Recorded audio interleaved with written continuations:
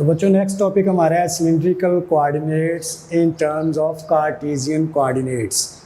Previously अभी ने ये डिस्कस किया था कि स्फेरिकल कोऑर्डिनेट्स क्या होते हैं और कार्टेशियन कोऑर्डिनेट्स क्या होते हैं। अब ये उन्हीं का एक लिंक है, उसके आगे फर्दर एक्सप्लेनेशन है कि हमने सिलिंड्रिकल कोऑर्डिनेट्स को in terms of cartesian coordinates कैसे इनको डिस्कस करना है।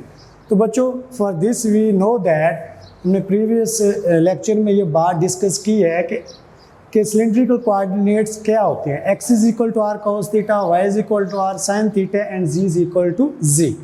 सो नो इक्वेशन 1 और 2 को हम बच्चों ऐड करेंगे और इनका स्क्वायर लेंगे। Adding and squaring equation 1 and 2 then we get a result x square plus y square that is equal to r square cos square theta plus r square sine square theta. Take common from this r square, then we get cos square theta plus sin square theta, and we know that sin square theta plus cos square theta that is equal to 1.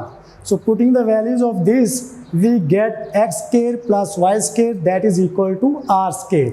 Taking square root on both sides, we get r is equal to x square plus y square का square root. So now again we get dividing equation 2 by equation 1. We get y over x, r sin theta over r cos theta, cancellation of r by r, then we get y over x that is equal to tan theta. So here we get theta is equal to tan inverse y over x. So बच्चों these are the cylindrical coordinates in terms of Cartesian coordinates, which are r is equal to x square plus y square square root and theta is equal to tan inverse y over x. यहाँ पे आप देख सकते हैं कि x और y जो थे वो हमारे कार्टेशियन कोऑर्डिनेट्स थे और r और थीटा हमारे पोलर कोऑर्डिनेट्स हैं, सिलिंड्रिकल पोलर कोऑर्डिनेट्स। तो दोनों का आपस में जो रिलेशन है that is called cylindrical coordinates in term of cartesian coordinates. Next we start unit vectors in terms of cylindrical coordinates. As we know that what is the unit vector? Such physical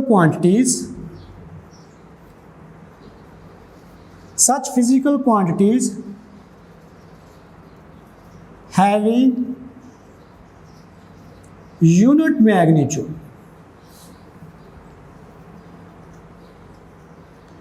such physical quantities having unit magnitude is called a unit vectors. That is represented by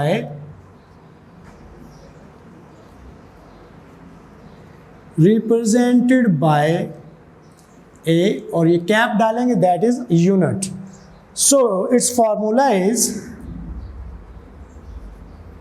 a unit vector a vector over a magnitude.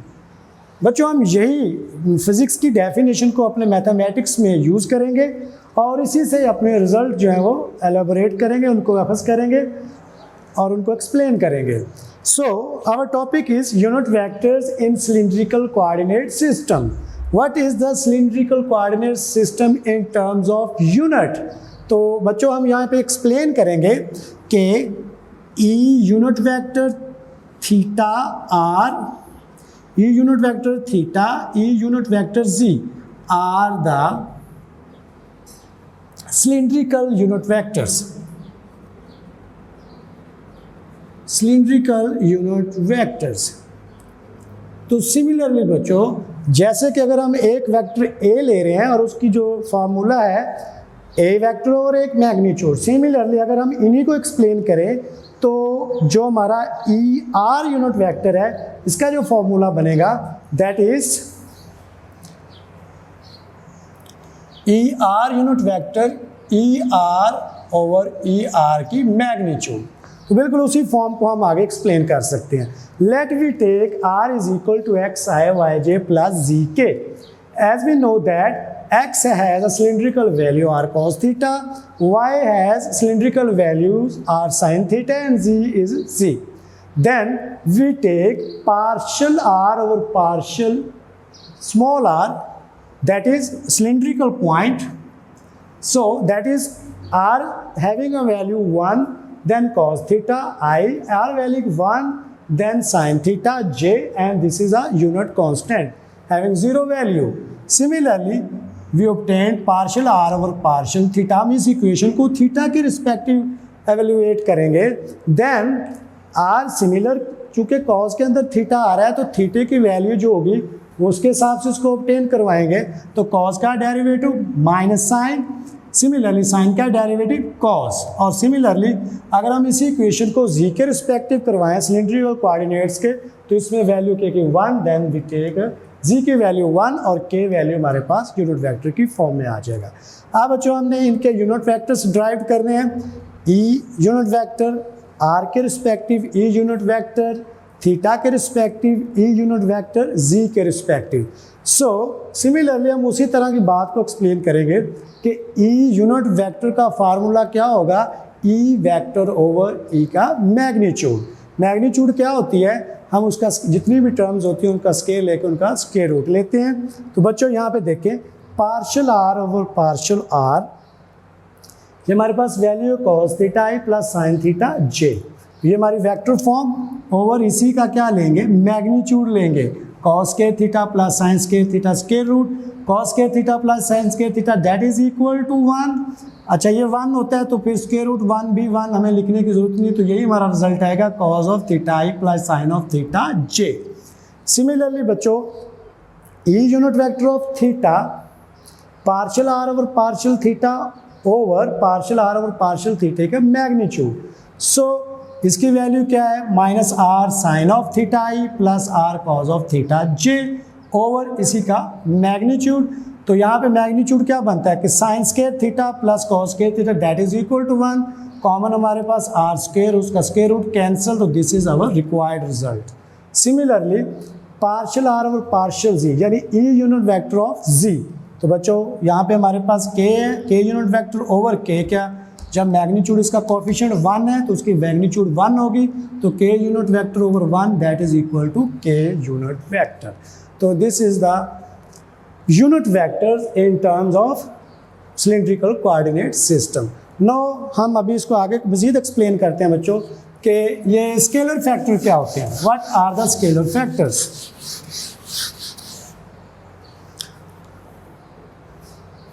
Scalar factors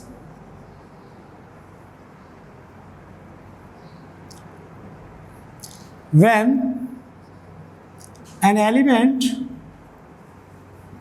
of A is multiplied by C, then we obtained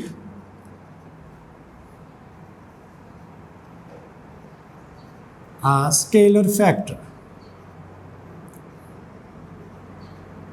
denoted by H1, H2 and H3. अब इन scalar factors को in terms of cylindrical coordinates में हमने इनको discuss करना है. So in the form of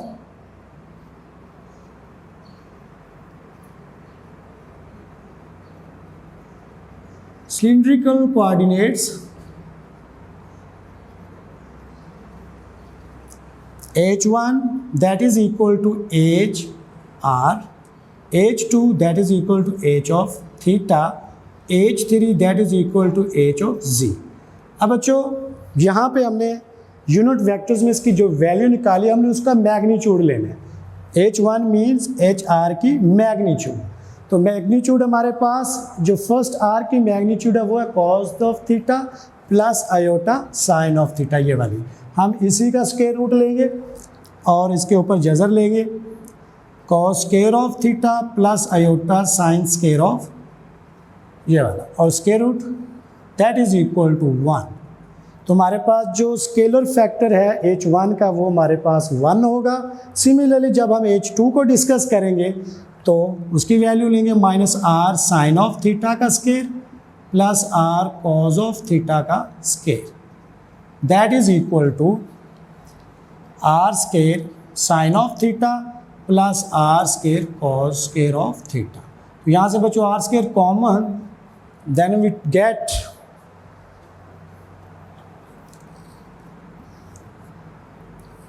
sin square theta plus cos square theta, that is 1 r square over this, then that is r. So h2, scalar factor of h2 is r.